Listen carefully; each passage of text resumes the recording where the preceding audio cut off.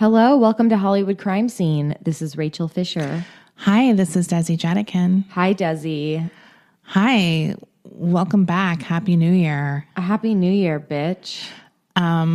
We were just talking about our Patreon, so I will take that opportunity to tell you about our Patreon.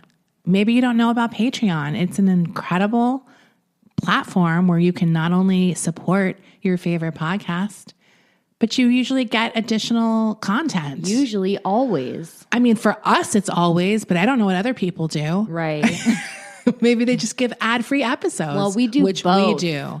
So I subscribe to several podcast Patreon because I like supporting the shows and I like supporting their hard work. But I also like hearing all their additional bonus episodes. Yeah. So what are we doing? What are we doing for the next 2 months? And right now we are recapping the Ashley Simpson show, which I had never seen before and was Rachel's favorite show. It was not my favorite show. It was not my favorite show. I just highly enjoyed hate watching it when it was out. Well, it's a real throwback to a very specific type of reality show that existed in the early 2000s or whatever. The 2000s. I don't know what it's called when something's 2007. So we have just a few things we have that recap. We have after shows. We have ad-free episodes. At the $10 level, we have larger events happening, like longer episodes, Mysteries in the Macabre. It's a whole other podcast we do. Yeah. We also sometimes do really long, in-depth movie recaps, which you've heard us do before. I have a really exciting thing planned for this month. So get on board. And, I think you're going to like it. So who has gotten on board? Well, Quinn, Danielle, Gabriella, Jay Fizzle, Rachel, Elizabeth, Laura, Shannon, Jamie, Misty, Nada, Aaron, Miranda, Lauren, Tess, Jennifer, Hannah, Becky, Kaylin, Goblin, Tracy, Jean, Carly, Grace, Heather, Jason, Tracy, Mandy, Jill, Molly, Olwen, Marnie, Deb, Mandy, Sarah, Cami, Natasha, Patrick, Valentina, Christy, Meg, Amy, Ambrose, Evelyn, Joe, Hannah, Jim, J Mac Dog, Allison, Kim, Alana, Timothy, Melissa, Hillary, Walken, Ethan, Rachel, Fox, Hannah, Robert, Jennifer, and Loretta. Thank you very much. All right, Desi. This week, we are going to be talking about bank robberies. Bank robberies? We're talking about bank robberies. Sorry, you told me something else. Oh, that's why I'm shocked. I'm like, wait, what? Oh, right. Back rolls. I said I was going to be talking about something else, but there wasn't enough information. Okay. I'm just shocked because I was waiting for something else to come out of your mouth. I know. I was hyping you up. But we're talking about something else this week. That's fine. I read a great book that has a lot of different stories in it, but I decided to focus in on one particularly wild story from Los Angeles history. The book, which I used as my main source, is called Where the Money Is: True Tales from the Bank Robbery Capital of the World by William J. Redder and Gordon Dillow. Oh. Is this the bank robbery capital of the world? Apparently, according to this book. Wow. William J. Redder, Bill Redder, he's a former FBI agent or detective. I bet you it's because there's so many freeways here and you can just have all these routes out of it. I do think Los Angeles is legendary for its high-speed pursuits. Yeah. Because I love watching those. I mean, I have watched a lot of bank robbery films, and quite a few are set in Los Angeles. Right. So it makes sense. This is the bank robbery place to be. Anyway, let's get started. We have a lot to get to. It was Monday morning, June 9th, 1986, when employees at the First Interstate Bank in Hollywood arrived at work to discover that the bank had been robbed over the weekend. The vault had been ransacked. Over 100 security deposit boxes were strewn about the floor, pried open with crowbars, most likely. The contents of 36 safe deposit boxes had been stolen. Some of the items stolen included an original drawing by Matisse, an 1855 edition of Walt Whitman's Leaves of Grass, jewelry, ancient Persian artifacts. Whoa. And wouldn't you know it, Joe Jackson had a safe deposit box at the bank. Michael's father? Michael's father had a safe deposit box at this very bank, and he reported that he had gold coins that had been stolen from the safe deposit box. Not gold coins. His gold, that's what you put in a safe deposit box. Absolutely. And gold bars. Gold bullion, bars, silver. Yeah. Documents. A document you don't want anyone to know about. Yeah. A hidden will. A hidden will. And leaves of grass. Absolutely. On top of that, $172,000 in cash had been stolen from the teller boxes and the bank's money carts. Investigators, including FBI agent and author of the book I mentioned, Bill Redder, arrived on the scene and saw the robbers' means of entry, a 25-inch by 20-inch hole on the floor of the vault. Ooh. They had come up through the floor. The opening of the hole was just wide enough for someone to squeeze through. A quick look into the hole showed only darkness. Despite no professional spelunkers at the scene, one of the detectives would be tasked with crawling inside and checking things out. That job fell to Detective Dennis Paganhop, who climbed inside with a flashlight and discovered several descending chambers and passageways that had been carved out. They've been digging. They've been digging. For a while. Perhaps with a drill. Ooh. The first chamber was 5 feet tall by 4 feet wide, and it led to a 3 foot by 3 foot passageway, which led to another chamber, which led to another passageway that descended at a sharp angle. Dennis slid down this passageway about 8 feet to find the largest chamber yet. It was 12 feet high. Whoa. Connected to this chamber is yet another narrow passageway that Dennis crawled through. And this was a long passageway. The narrow tunnel appeared to have been dug out by spades, and the ceiling had been carved into an arched shape so as to prevent a cave-in. These robbers did their research. Damn, but why make it 12 feet? Seems a little unnecessary. Well, some of the passageways were only 3 foot high. That's what I mean. Like, I feel like 8 feet is pretty high. They wanted one luxurious chamber. Suite with high ceilings. They wanted one, place to hang out. That's crazy. I think. Now, this is the final tunnel that Dennis, the detective, is crawling through, and it ended at a drain pipe that had a 4-foot hole cut into it. This is where the robbers entered, through a storm drain, into the tunnel system they built, and up through the floor of the bank's vault. They left the same way they came in. This open storm channel they entered and exited through was located a half a mile away from the bank at Hollywood Boulevard and Nichols Canyon Drive. Damn, that is so much work. This channel led... So there's a storm channel at Nichols Canyon Drive, which if you know the area, it is a small street that leads up into the hills. Right. With nice houses. And many of those streets. It's tucked away. This isn't like Hollywood Boulevard in Hollywood. This is like West Hollywood. Right. More private. A little quieter. So this storm channel led to a 54-inch diameter pipe underground. Okay. After Detective Dennis completed his tunnel journey, more cops made their way through the tunnel and through the LA sewer system. He's so brave. Yeah, just crawling through that tunnel. I bet he used that to pick up chicks later. I would never do that. To be the first one to go through a tunnel system? I'm not crawling through a 3-foot hole ever, unless I'm trying to get out of something. It's kind of remarkable how much more willing I was as a child to climb through small spaces. Because you were small. I know, Probably, but even right? just do like weird stuff that would now make me claustrophobic. Yeah, I mean, Definitely. I was definitely more inclined, but I I'm wouldn't- just like, I'm not going to be like, let me see where this goes. Right. Like, what if they're all hanging out in that 12-foot room with guns? Like, there's lots of reasons, right? There could be monsters down there. You don't know. It might be underground. haunted. LA is a very haunted place. I'm just thinking it's scary.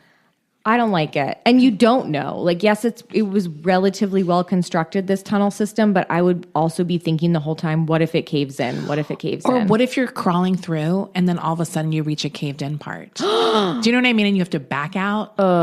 You can't really turn around because it's like 3 feet by 3 feet. So after Dennis went down, they're like, all right, let's get some other boys down here, fan out. We're going to look for some clues. We're going to actually go through more of the LA sewer system, not just this like tunnel and the pipe they went through, just to like see what's going on. City workers from the Department of Public Works led these cops through the system. They learned more about the methods used to construct the tunnel and how the robbers traveled. Tire tracks on the sewer pipe indicated that the robbers had driven ATVs through the tunnel. Whoa, that's cool. Isn't that crazy? I'm just like, I can't believe how much work they did to get this bank load. We're not Do you know even, what I mean? Like, this isn't even the half of it. It was surmised that in the middle of the night, the robbers lowered up to 4 ATVs into the channel at Nichols Canyon and down into this pipe. It would have been a tight squeeze inside the 4-foot diameter pipe that they were riding through. But these ATVs were necessary to haul all of the equipment that they used to construct the tunnel. I mean, it's quiet over there, but you'd think someone would notice them lowering 4 ATVs down. That's like a big production. I mean, I can only assume if anyone saw it, they were like, it must be like city work. Do you know what I mean? It's too crazy to think someone was doing something or up to something. Yeah, if you kind of just are acting like you belong there. Yeah. You're like, yeah, I'm like kind of like in Ghostbusters. Yeah, we're just inspecting the pipes. I think it was Ghostbusters 2, where they were pretending to be city workers, but they really wanted to go check out the slime that was underneath the city. Right. Yeah, you got to act like you belong. So this is a 4-foot diameter pipe that they're riding these ATVs through to get to the tunnel portion. That is so small. So they surmise that they're like hunched over on their ATVs hauling this equipment. But are these mini ATVs? I don't know. That's a Suzuki ATV. Okay. They figured out it was a Suzuki. Okay. The sewer pipe ran down Spalding Street, which was the cross street of the bank at Sunset. Once they made it through the pipe close enough to the bank, they then cut through the thick concrete wall of the pipe and started digging their tunnel to the bank. So among the tools they hauled with them on the ATVs was a gas-powered generator to power the electric saw used to cut out the hole in the pipe. Hand shovels and picks were used to bore out the tunnel. Now, obviously, all this digging accumulated a ton of dirt, and that's where the wheelbarrows they also brought came in handy. Just go get a job. This seems so hard. This is so much work. I'm exhausted. These guys hauled out more than 3,000 cubic feet of dirt. Okay, this is crazy. They hauled out more than 3,000 cubic feet of dirt to construct this tunnel. And it's even crazier when you find out how they hauled this dirt out. So they would have to disassemble their wheelbarrows to fit through the tunnel. Right. Then they would reassemble them. They'd load them up with dirt. Oh my God. Then they would walk the dirt-filled wheelbarrows through the tunnel up to the 4-foot diameter pipe, and just they dumped the dirt next to a temporary dam that they had built in the pipe with sandbags, because this dam would collect the steady stream of water coming from the sewer pipe. And so at the end of the day, they would release the dam and the water would just wash the dirt down the drain. Oh, okay. That's kind of crafty. Yes. I wouldn't have thought of that. No way. Even if I saw the water, it wouldn't have occurred to me. Although who knows what I would do in my laziest state. During the construction of the tunnel, neighbors in the area of the bank reported seeing a truck parked next to a manhole at weird hours that looked like an official city worker truck. Investigators believe that these robbers had painted a truck to make it look official. Yeah. They also believed that this was the lookout truck. Yeah. So it was in sight line of the bank because it's like at a manhole. And they also believed that it was positioned over this manhole so that the guy being the lookout in the truck could pass coffee down to the robbers who were digging out the tunnel below. They needed refreshments. This was evidenced by the large pile of styrofoam coffee cups that were found in the tunnel. I just picture him like on a cup on a string. With that bucket. Yeah, lowering it down. Here you go. I would honestly, if I was like in this crew, I'd be like, I get the lookout job. Yeah. That's my job. I guess I'll do the lookout job, hoping no one says anything.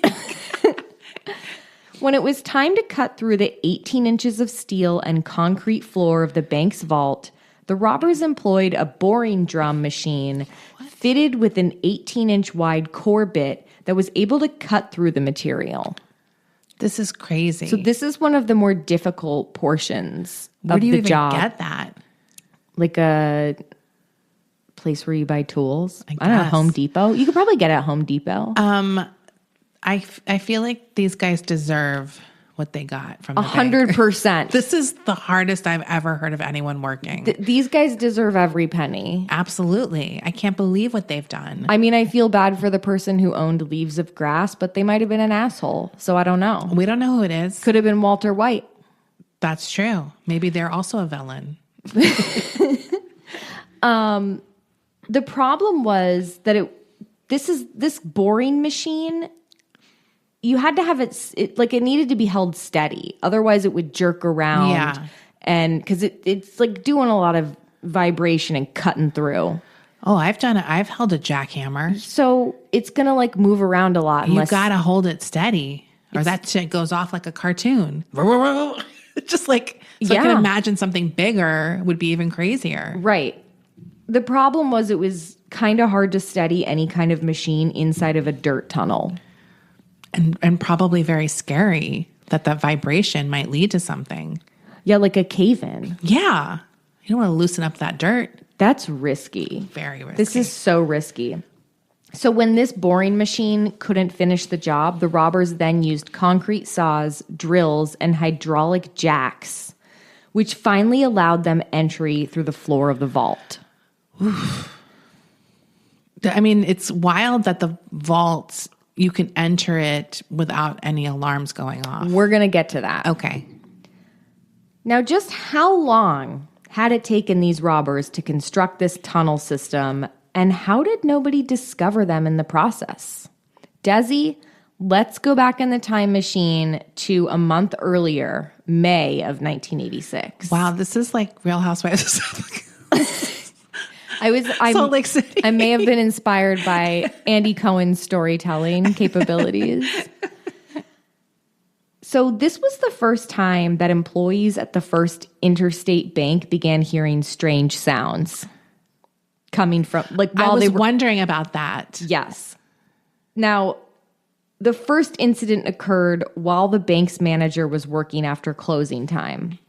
She heard a whirring sound coming from somewhere. It sounded like maybe someone was drilling something. After checking out the bank, the manager couldn't find where the noise was coming from, and when the noise stopped, she forgot about it. Besides, the bank was on a busy corner of Sunset. It could have been coming from anywhere.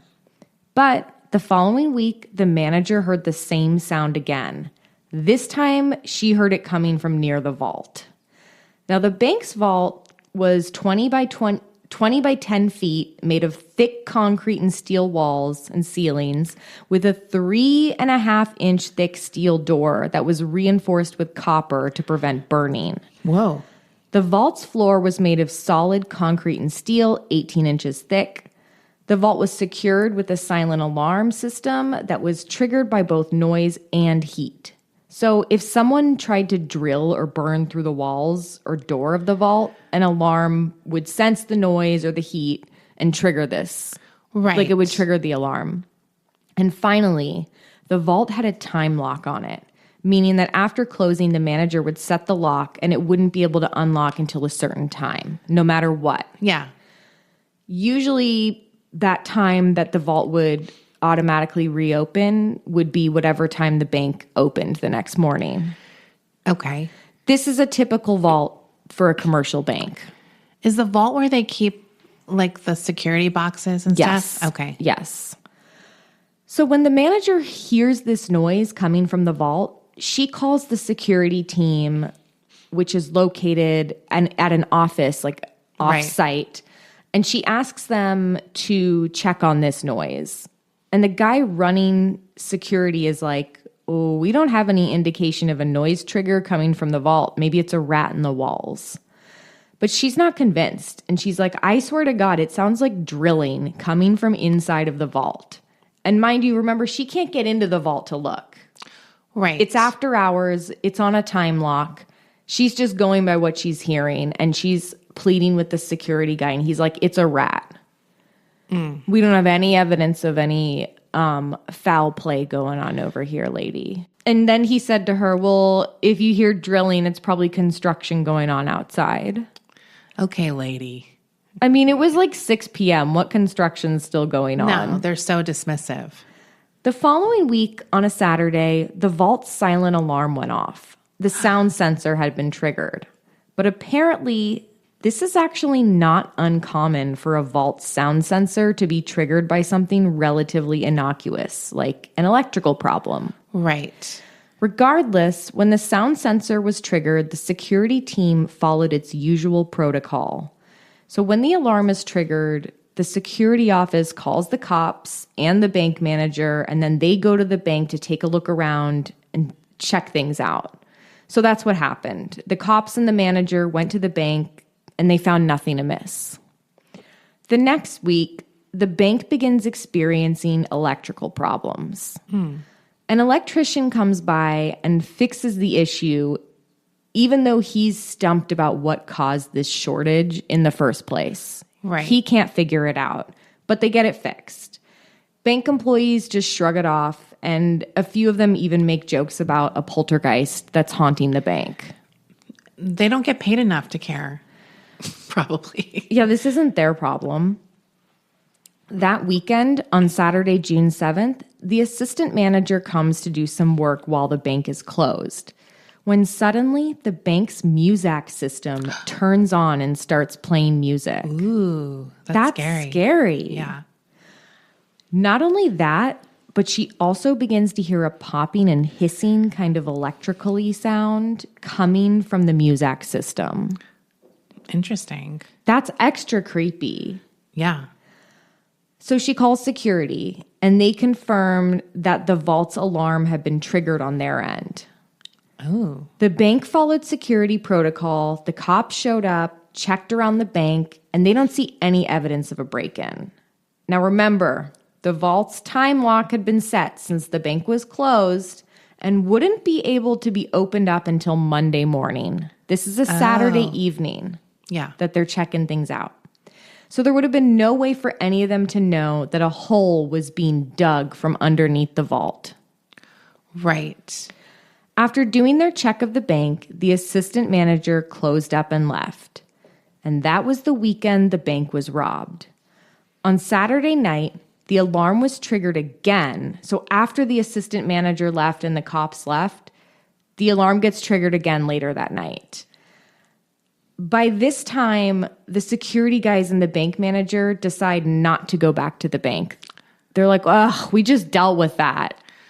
I mean, the time lock seems like a bad idea in a way, right? I think it's pretty common. But you can see how it can be manipulated. Kind of, but I think this circumstance is so unusual. Well, that's true. But I think it's like, it probably works better from evening to morning, but when you're giving someone 2 whole days or whatever, a long extended period of being able to do something. Right. Because they probably timed it to when they knew the bank would be closed. Or if I'm assuming the robbers knew something about the system or how the time lock worked. Maybe. But it sucks for them that they couldn't do the one thing that would have figured this whole thing out. Yeah, before popped it on happened. in and saw that hole. I mean, like, hey, wait a minute. Why is it going off for a reason? The floor is smoking. It's like weird. There's not even like a camera to look in or something, you know? I don't know. It's 1986. Yeah. Yeah. I mean, they had security cameras, but Yeah, but they can't even see inside. Right? I mean, do that. I wonder if they do that anyway. I guess they would have them on during the day. They have to have a security camera in the vault. I mean, obviously my knowledge is like movie and TVs where you see them going in and pulling out the box on like the security camera. Yeah. You know? Yeah.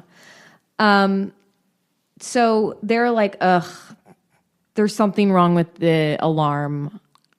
Right. It's like broken and it just keeps going off even though nothing's happening. I mean, I guess you wouldn't go to the immediate thought that someone's drilling a hole through the floor because you'd be like, they come through the door, bank robbers. Because that's crazy. Yeah.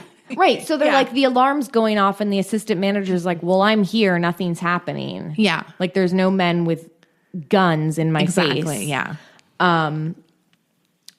So the manager, the security team, they're like, all right, well, this is another literal false alarm. We're just going to wait till Monday and deal with it then and figure this out. Well, we all know what happened on Monday. The bank had been robbed. And all those people were like, oh, shit. Yeah. Like the ones who were like, forget about it. I mean, I have to wonder what the manager, like if she called back the security guy and was like, guess what happened? Looks like someone drills a hole in the floor. Looks like there was some drilling going on after all, Steve. No, she must have felt so vindicated. I'm happy for her. Let's take a quick break here. We'll be right back. Bill Redder notes that not only was this method of break-in the kind usually only seen in a heist movie, but that this particular bank robbery was remarkable to have occurred in Los Angeles as opposed to the East Coast, where banks are much older and therefore easier to break into. Ooh. He declares that this robbery is a real-life caper as opposed to your run-of-the-mill stick-em-up robbery. He's like, this qualifies as a caper. He's got his own little system. This guy, Bill, has some thoughts. Yeah. Like I love a caper. I love a caper too, and you don't often see them in real life anymore. And does he have a definition of a caper? He goes on to basically say like a caper hold on, let me find it. I'll find Okay, I need to know. Okay. He says, no doubt about it, we had a bona fide caper on our hands. Capers are, by definition, crimes in which cunning and intelligence and careful planning trump weapons and violence. Crimes where the payoff is big, the methods usually stealthy, and nobody gets hurt. When a jewel thief in a tuxedo slips out of the masked ball and steals the Duchess's diamond tiara from the safe hidden behind the cognac in the liquor cabinet, that's a caper. He really put some detail into that. He's like the cognac. Yeah, he says and he continues by basically saying going into a jewelry store, sticking a gun in someone's face and robbing them, that's like a run-of-the-mill robbery. That doesn't take intelligence. Right. A caper is something that's planned out. Where I like a caper too, where they don't even know they've been robbed for a while. Like obviously the bank is a different story, but they've been had. Yeah. If your Mark says I've been had, you just pulled off a caper. That's a caper. Caper is very like Alfred Hitchcock, like those old movies with like cat burglars, to the wealthy and stuff like that, where they infiltrate the scene. Yes. I love it. I love a caper in a heist. So this took planning, obviously, patience, and investigators wondered if maybe these guys were Vietnam vets or maybe city workers who were familiar with the storm drain system. Oh. Bill also noticed, though, that despite their expertise in tunnel building, the method of prying open the safe deposit boxes seemed rather amateurish. So that was a rather interesting aspect to this because everything else seemed like pretty sophisticated. He threw shade. But he's like, He's like, but he was like, this is the way they pried these boxes open, amateur hour. Basically, the small safe deposit boxes, which are all on that wall, yes, inside of the vault, they were all mangled by the use of a crowbar, which he said was not a good method to get them open because when the crowbar was used, the metal would smush into the sides and the tops and the bottoms of the other boxes surrounding them. right. So it would kind of jammed them. It would jam them. It would render some of the boxes unopenable. That's very true. Good point, Bill. He recommended like a sledgehammer with some other tool to pop the lock. Oh, okay, Bill. On these boxes. This led investigators to wonder if the robber's expertise wasn't in robbery, but in mining or construction. So the detectives checked out city workers and construction workers, but turned up nothing. They then got a tip from an anonymous caller who said the guy who ordered the heist was a local gangster. The caller said this gangster had opened up a safe deposit box in his girlfriend's name and stashed $3 million worth of drug money inside. So investigators checked out the girlfriend's name, and there actually was someone who had rented a safe deposit box in this woman's name. This was their only lead at this time, was this anonymous caller who's like, it's this gangster. Sounds like a vendetta. Right.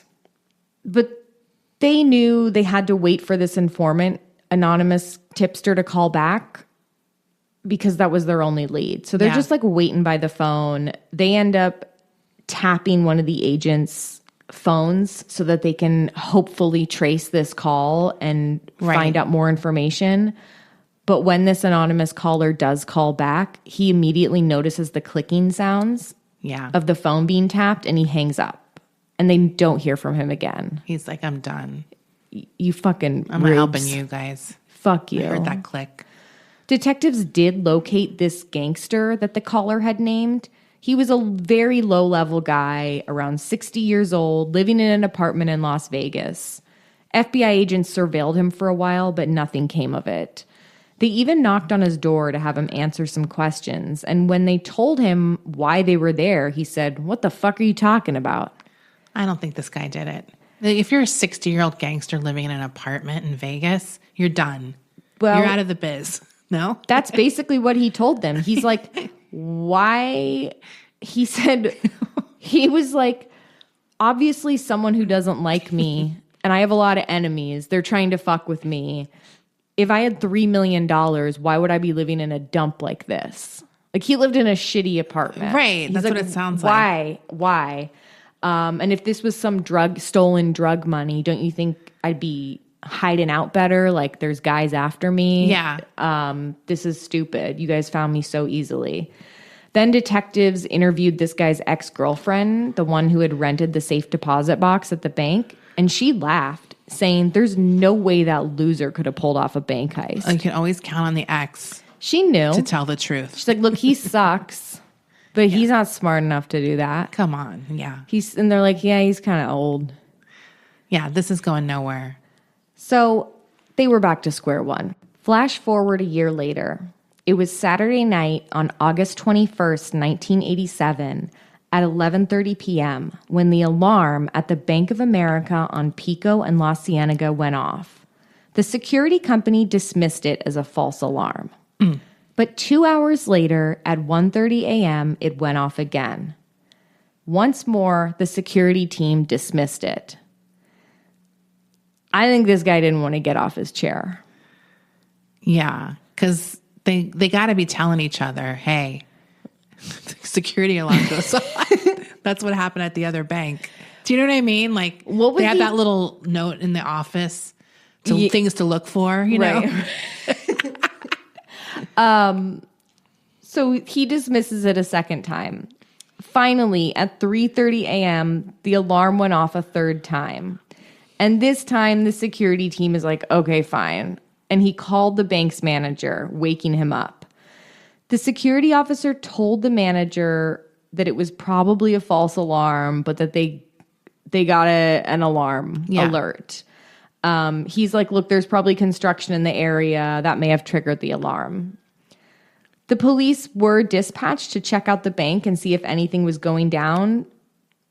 And these cops literally just like rolled by in their cruisers and looked at the bank. Yeah. It looks fine to me. Yeah. And they drove off. At 6 a.m., the alarm is triggered again. The security office guy is like, hey, that's 4 times. Maybe I should go down there. Yeah. So he gets up. He goes down to the bank with cops, and then they go inside to see what's going on. Now, the vault inside this bank did not have the typical time lock system where the vault can only open at a different time. It had a combination that had to be opened by 2 employees with separate combinations. So the assistant manager came down to the bank and was able to get the vault open with the security guy. And lo and behold, there had been another break-in. And it sure as hell looked like it was done by the very same guys who had robbed the First Interstate Bank last year. The tunnel was larger than before and nicer. So these guys had some time to perfect their skills. Yes. It was even tricked out with electrical lighting on the ceiling. Ooh. They made like a little lounge area. It had this little blinking LED. They had fairy lights. They had those fairy lights on the ceiling. The robbers had entered through a storm drain that ran underneath La Cienega. The entrance to this drain was bigger than the one before. This entrance was 10 feet by 15 feet. Ooh.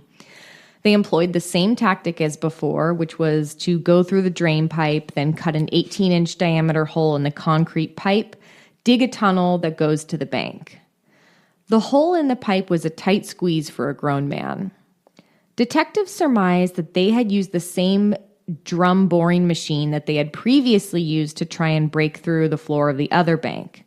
But because this pipe ran on a major boulevard, the robbers had to cover their tracks in case a city maintenance worker went down there. So each time they were finished a shift of digging, the robbers would stick a circle of plywood over the hole in the pipe in this, like on the side of this pipe, covering it up so that if any workers who came by during the day were in that pipe in that area, they wouldn't see that a chunk of it had been taken out. Yeah.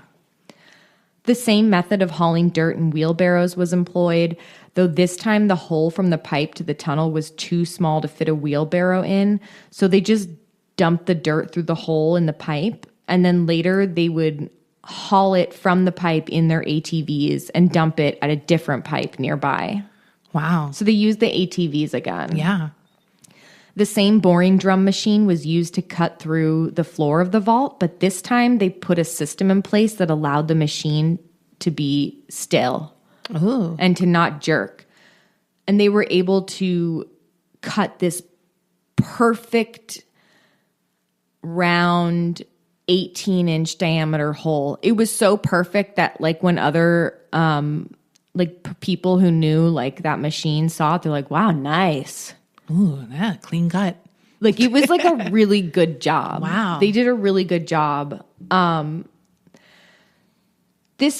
they wouldn't have to finish the job with picks and hand shovels like before. Again, these guys have improved. Yeah. Since last time. They learned from their mistakes. For sure. Though their craftsmanship on the tunnel and the pipe cutting was better than before, the robbers' bank heist skills had not improved. They still use those crowbars. Well, unfortunately for them, they didn't have a time to get to the security deposit boxes. Oh. They didn't have all weekend this time to loot the bank. Yeah. By the time they got inside, the security team had sent cops over to check things out. Yeah. They made it out of there with just $98,000 in cash. Oof. So they didn't get a chance to rob any of the security deposit boxes. And they had even left some bundles of cash laying around behind because they like really had to scramble. They left behind inside of the vault, they left behind a Harley Davidson t-shirt, some of their tools, a pair of overalls, and they also left quite a bit behind inside the tunnel, including the boring machine, which might have been expensive. Yeah. They left behind some tools, a wheelbarrow, shovels, and they even left behind their Suzuki ATV inside the drain pipe. Oh, no. Unfortunately for the cops, the guys had filed the serial numbers down on the vehicle. So they got more detectives to go explore the drain pipe running down La Cienega. And they were headed north on La Cienega towards Wilshire through to Beverly Hills when they noticed another hole cut into the side of this drain pipe further down. Right. North. They saw the same 18-inch round piece of plywood covering up this hole as well as to disguise it from any workers. And of course, this hole led to another tunnel. This tunnel led to the Union Federal Savings and Loan on Wilshire. And was the tunnel complete to the bank Yes. floor? So it was like their next target. The tunnel was ready. Yeah. Detectives surmised that the robbers had planned to rob this bank the Sunday night after their nearly botched job on La Cienega Bank at the La Cienega Bank of America. But sadly, they had to abandon that heist after nearly being busted at that one.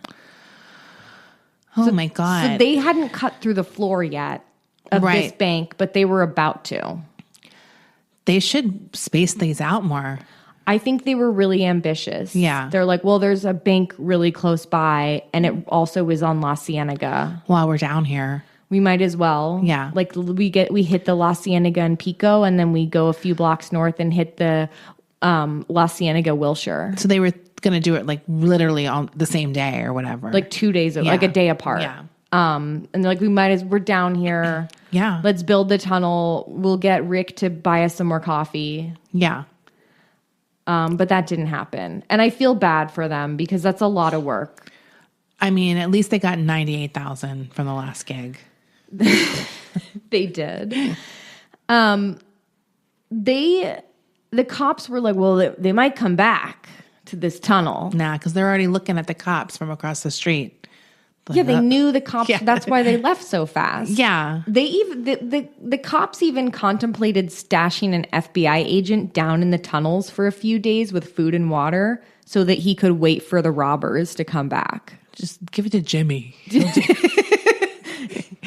Like, you know, if Jimmy fucked up and they're like, go put him in the tunnel. Yeah, he gets with the some tunnel snacks job.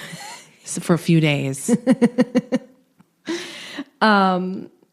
But they decided not to do this because the city was like, we need to like inspect these streets because it might not be safe to drive on. Right. And they need to be filled with cement. Immediately. And of course, this attracted the press. So there was no way that those robbers were going to come back to this tunnel. No. They had to just let it go. Crime lab techs were able to pull the serial number off of the Suzuki ATD with their magic crime scene chemicals. Zoom in. They enhanced. They zoomed and enhanced the Suzuki Samurai ATV. They found out that the ATV was purchased in Hollywood under the name Robert Spaulding. Now, detectives knew that this name was an alias, and they figured it was a tribute to Spaulding Avenue, the cross street of the Hollywood Bank. Oh. The detectives learned that a Robert Spaulding had also purchased 3 additional ATVs across LA, like one in El Monte, another one at another place in Hollywood. But Robert Spaulding paid in cash. Robert Spaulding also bought the tools that had been recovered from the tunnels. They were able to get a description of the men who purchased the ATVs and tools from the sellers.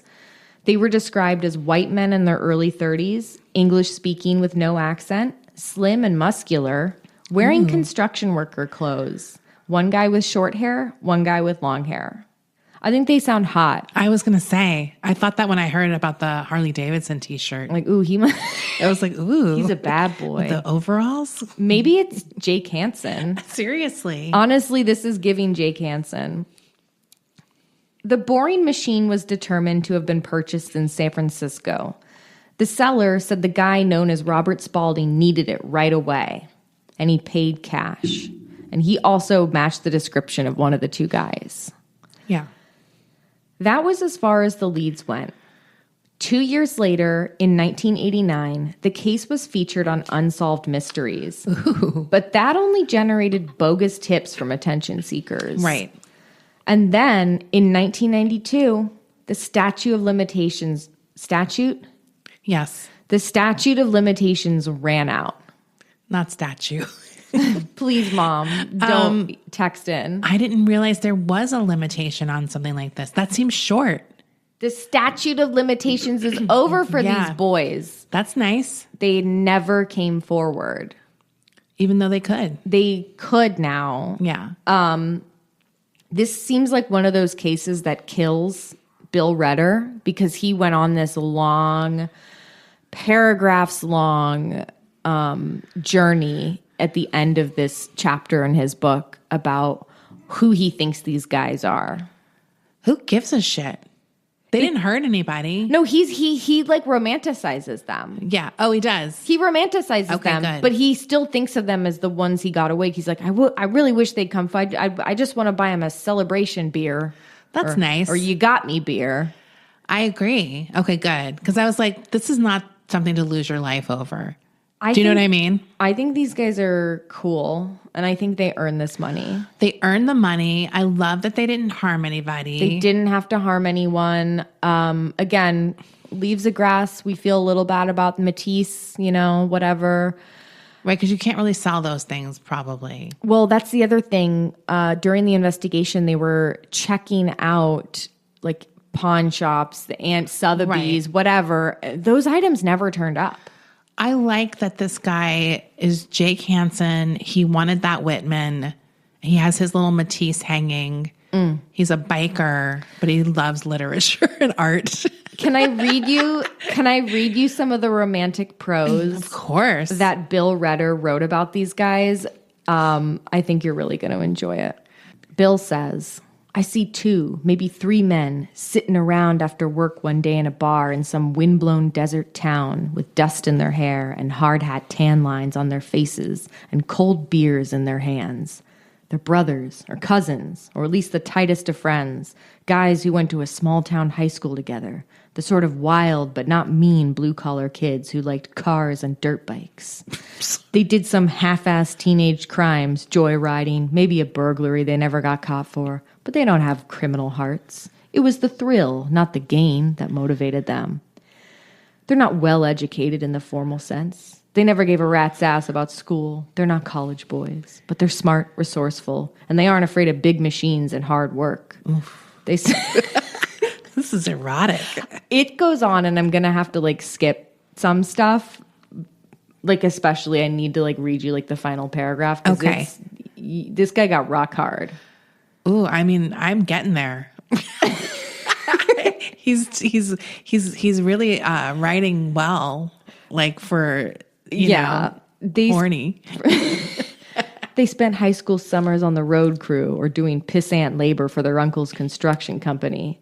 And after graduation, some recruiter got to them, and they all signed up together for some high adrenaline military specialty, Army Airborne, Marines, or something with a little "are you man enough" juice to it. But Vietnam was over. No wars loomed. And to their disappointment, they never got into this shit. Yet the military bearing and discipline stuck, even after they got out. They're still young, late 20s, early 30s, still single, no wives, no kids, no mortgages. For years now, they've been following heavy construction projects all over California and the West. Bridges, dams, subway tunnels, storm sewer projects. As journeyman steelworkers or machinists or carpenters or heavy equipment operators. The money's good when they're working. In fact, it's almost more than they can spend. But the money isn't enough. They may not even realize it, but they need excitement, action, something different. On this day in the bar, in this godforsaken town, they're bullshitting as usual. Maybe one of them has seen a caper movie the night before. The action is the juice. He's talking about it, how these movie bad guys pulled off this really cool score. And suddenly one of them tosses this off. Shit, we could do something like that. We could rob a bank. And that's how simple it is. That's how regular guys get into crime, with a half-assed idea that lands on a barroom table amid a field of half-empty Marlboro packs and dead soldier beer bottles. I don't buy that they're military for some reason. They were in the military for like a minute. What? Do they know that? No, this is all... He's guessing. He's speculating this whole thing. He's profiling them. I know. I just, for me, I'm like, they could be nerds. Do you know what I mean? Like, they could be nerds who got buff. Or they could be like some blue collar workers, but then they have the one mastermind nerd guy. He's the guy in the truck. Yes. He's the lookout guy. And he's the brains of the operation too. Yes. Yeah. So I'm just going to skip ahead a little bit. But for one of them, the leader, the catalyst of the group, the idea won't go away. The next day, he's still thinking about it. And the next and the next. He's a brooder, a thinker. The kind of guy who's able to look into the future and see his own face on the bodies of the broken down older guys he works with every day. And he doesn't enjoy the vision. Maybe he wishes the idea wasn't there in his head, but there it is, and it has to be dealt with. The only alternative is more life and how he knows it, forever. And fuck that, just fuck that. He would never use the word, of course. Probably would. Why? Probably wouldn't even understand it in the context. He's a romantic. And finally, after weeks or even months, he passes through the door. I'm going to do this. I'm going to do this bank robbery thing. Yeah, sure. But they see his face. You're serious. Fucking A, I'm serious. I'm using that word now. I'm not going to bust my hump for the rest of my life just so I can get old and die in a goddamn trailer park. Are you in or are you out? If you're out, say so. I'll find somebody else. It's a challenge. A question of balls. These guys aren't criminals, but none of them wants to be left behind. And it's not like they're going to stick guns in some old lady's face. Nobody's going to get hurt. Slowly, over days or weeks, they each do a personal life assessment and decide, okay, what the fuck, I'm in. How much you think we'll get? I don't know, $1 million, $2 million, whatever. Holy shit. But for the leader, at least, the money is almost secondary. Somehow it's the doing of the thing that matters most. So they start to plan seriously now. They're meticulous, or at least the leader is, going over every single possible angle. They realize they need more hands, so they bring in one or two other guys, cousins maybe, or lifelong friends, guys they can count on to be cool and never talk, for love or fear or money. Maybe they'll check out a library book on vaults to figure out the specs, how much concrete and steel they'll have to cut through, what tools they'll need. They think that digging the tunnel and cracking the concrete is going to be the hard part, not paying much attention to bank security procedures or alarm systems. Maybe one of them dated a teller once. Ooh. Somebody who mentions time locks and the frequent false alarms. And they figure they'll be long gone before anyone can check the vault. They're not worried about that part of it. They pick Los Angeles because one of them had worked on a sewer project there. They know the sewer system layout and how the public works guys who maintain the sewers operate. This is the worst profile I've ever heard. I think it's cool. This keeps going on and on. I just need to read like the end of this because it really goes on. I mean, because it's funny because he's clearly just seen a million movies because nothing he's saying is remotely unique. It's all very basic boilerplate kind of criminal stuff. No, but I love it. Yeah, I love it funny. because it's so romantic. It says they go back to their lives, following the construction work around. Here 6 months, there a year, living in temporary apartments in cheap neighborhoods in the cities, or baking in trailer parks in high summer in the middle of nowhere. The years go by. They're getting older now, in their mid to late 40s. They're thinner of hair and thicker of waist. It's doubtful they could squeeze through an 18-inch diameter hole. Damn, son. In the floor of the bank vault, even if they wanted to. Although their lives have finally gone in separate directions, they still get together every now and then to crack some beers and talk in guarded, coded phrases about that long ago special job they did when they were young. The wives, most of them, have finally settled down with, "Have no idea what the boys are talking about, and they've long learned not to ask." Yeah. All the money they took is long gone, of course, and the stuff they stole out of the bank boxes on the first job, almost all the stuff is gone too. Pawned for pennies or burned or buried or put in a plastic bag and tossed in a dumpster. They never did figure out what to do with it, and keeping it was dangerous. But one of them, the leader, the planner, couldn't stand to part with every reminder of what they'd done. He'd held on to some of the junk, a couple of items that none of the other guys cared about. He's holding on to them still. So, in my imagination, I see a trailer sitting in a mobile home park in Pahrump, Nevada, or outside Bakersfield, cooking in the sun. Inside, it's clean and orderly, the home of a guy who is disciplined, meticulous, a man who lives by himself and likes things just so. There's a small TV, a mustard-colored couch, a fridge well-stocked with beer, a battered hard hat sitting on a Formica table, and a pair of dusty work boots resting on a dull green linoleum floor. It's a totally unremarkable place. Honestly, it sounds cute. I love the mustard sofa. With the green linoleum floors. This sounds cute. But in the bedroom, here's the finale. Yes. But in the bedroom, on top of a particle board chest of drawers full of tightly rolled socks and neatly folded underwear, there's an old book of poetry that someday the man who lives here might just read. And over on the bed, encased in a Walmart frame and hanging from a nail driven into the wood veneer paneling, there's an untitled sketch of a young woman, kind of free-flowing line drawing, a series of loops and swirls that show the idea of a woman more than the details of her. He's been dragging it around with him for years now, and while he doesn't know much about the drawing, he likes it. It's important to him. It's by some guy named Matisse. And that's Bill Redder's idea of who these guys were. I mean, I don't know. He could be right. Robbers, come on the pod. Seriously. We'll change your voice. I mean, they're probably still alive, right? Possibly. Yeah, I think they're still alive. Because if they're 30s in the late 80s, right? Yeah. Mid to late 80s. they're They're like in their definitely, 60s they're in their maybe. 60s now. Yeah. Let us know if he's right, please. Yeah, just email in.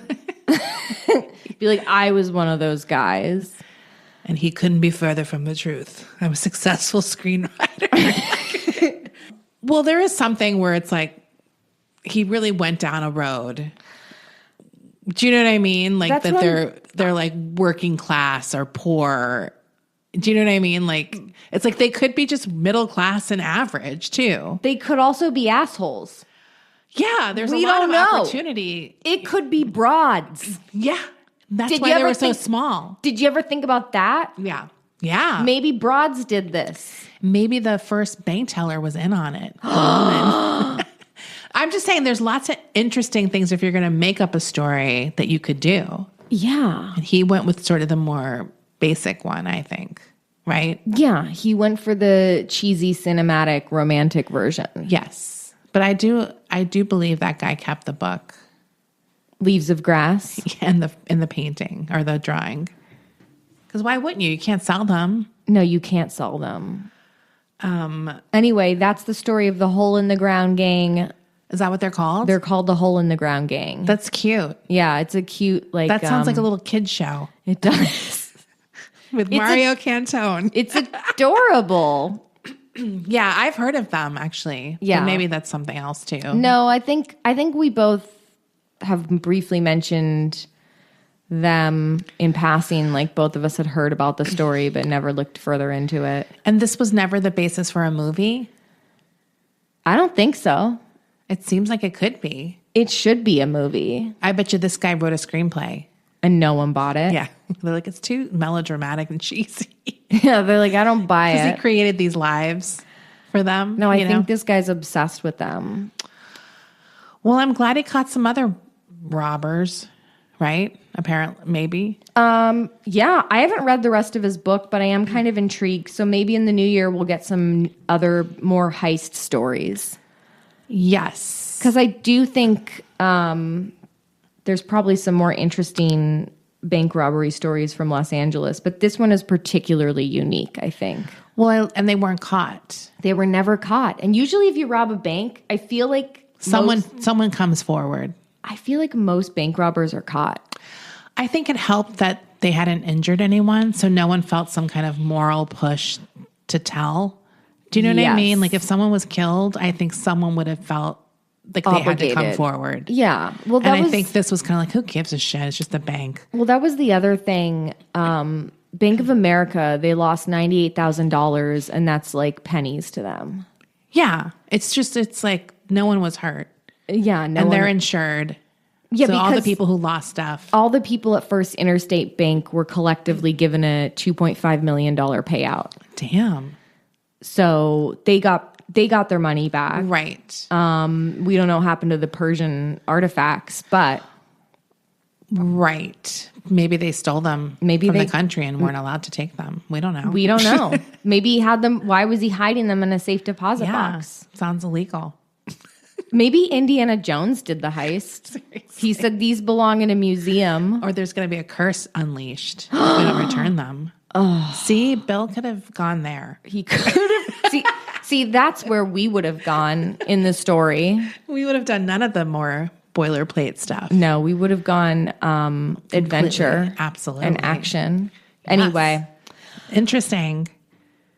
We'll be back very soon for our mini episode, and I will put the Patreon link in the show notes. If you would like to subscribe, starting at just $5 a month, you will have access to our entire catalog of bonus episodes, and including the Ashley Simpson Show recap, which we had just started and we're very excited about. Bye. Bye.